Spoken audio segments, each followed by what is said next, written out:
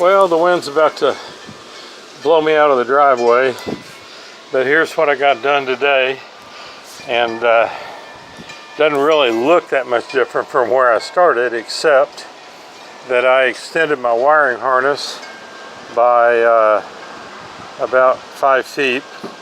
Also installed safety chains, and I had to extend the ones that I had. I thought they were going to be good enough, but or long enough. But I've got some links, and I can put 2 chains together. So I did that, and ran a fish tape down the tongue and fished the wire up toward the hitch. Got the connections made, tested everything. I've got left and right turn signals, flashers, and brake lights. So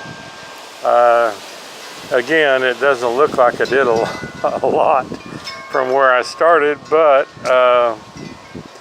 now I'm about to slide the kayak onto my trailer and see where it sits.